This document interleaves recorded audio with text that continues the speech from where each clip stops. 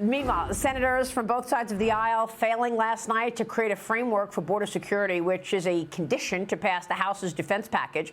They're trying to get something together by Christmas. Wisconsin Senator Ron Johnson is leading a group of 14 senators who are demanding that the full conference is briefed before January 8th. In a letter, they write, rushed and secret negotiations with Democrats who want an open border and who caused the current crisis will not secure the border.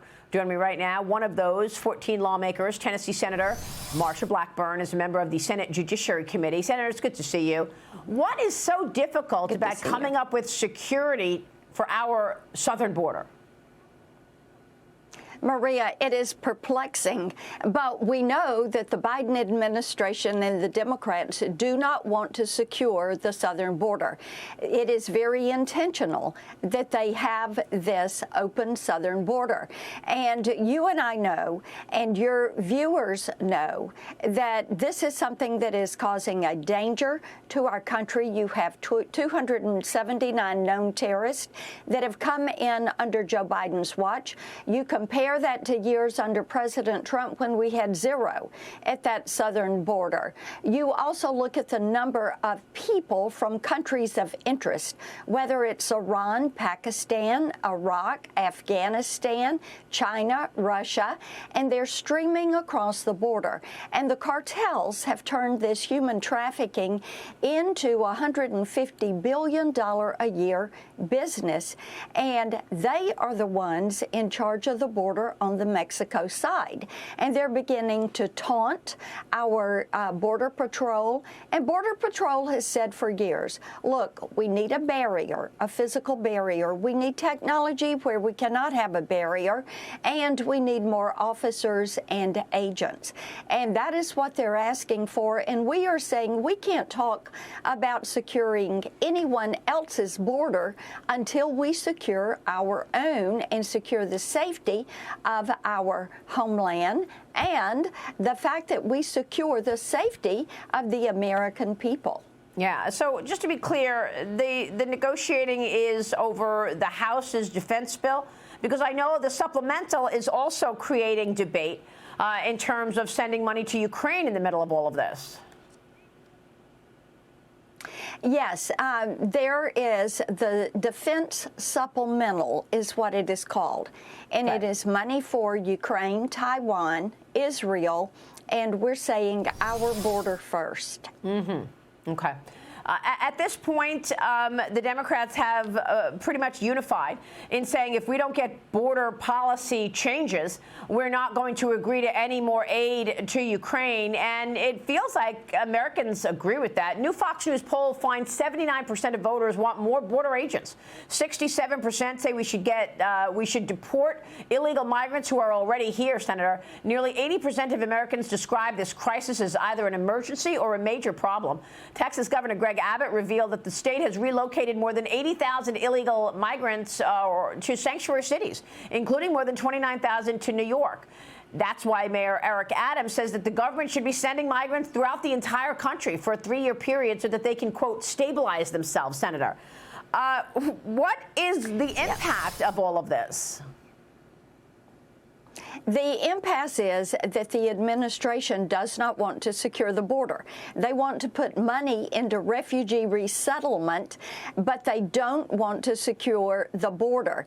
And you cannot get your arms around this situation until you secure the border. It is as simple as that.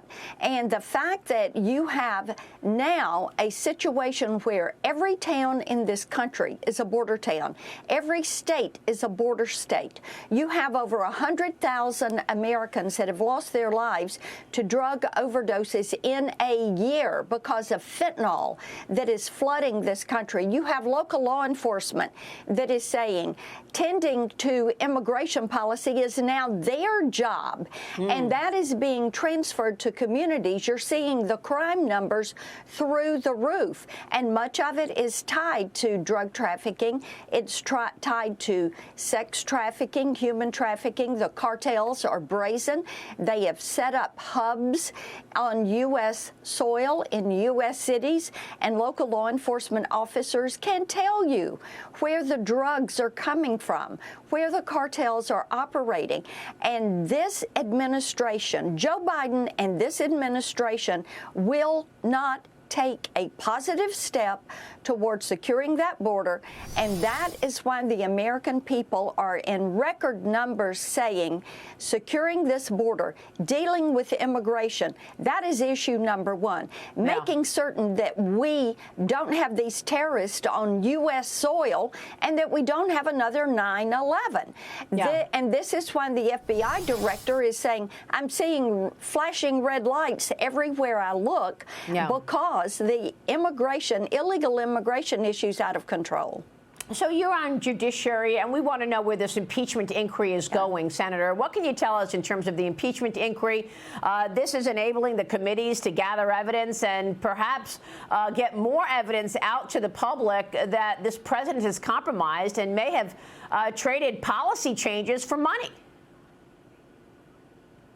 Indeed, and the House will move forward with their impeachment inquiry of Joe Biden.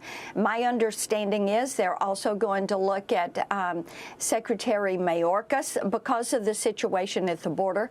Once they complete their work, they will send that impeachment to the Senate for the impeachment trial, and the Senate will take it up. And Maria, as you know, when an impeachment comes to the Senate for the trial, then everything stops, and that is the only thing that is on the agenda. And we know that the House is moving forward quickly to review the information and conduct that inquiry and then move to a vote. Yeah, I'm just wondering what happens when it does come to the Senate. Meanwhile, the president has been telling us all to pay our fair share throughout his term for the last 2.5 years, and we keep getting evidence that his family's not paying their fair share. President Biden's daughter, Ashley Biden, now, we understand, owes $5,000 in income taxes dating back to 2015. Ashley was working at a Delaware nonprofit before moving on to help with her father's presidential campaign at the time in question. Over the weekend, President Biden put this on X: Republicans may not like it, but I'm going to make sure the wealthy pay their fair share. How rich, Senator? It is indeed, and what we know is that the Democrats continue to try to raise taxes because they have all of this reckless spending. We know that the American people are overtaxed. This government is overspent, and Maria, I was thinking about when I led the fight against imposition of a state income tax in Tennessee, and people kept saying, you need to pay more, people need to pay more tax. I put a box in my office, and I said, anybody that wants to pay more money to the state of Tennessee, feel free. Come put your check in there. Pay what you think you ought to be paying. Not one person ever showed up to pay more tax. It's always somebody else.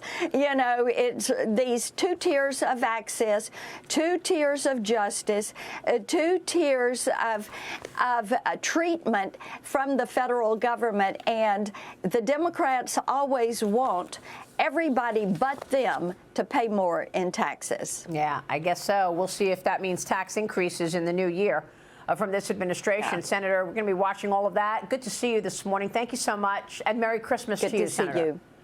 Senator Merry Marsha. Christmas to you. All right, Marsha Blackburn joining us in Tennessee.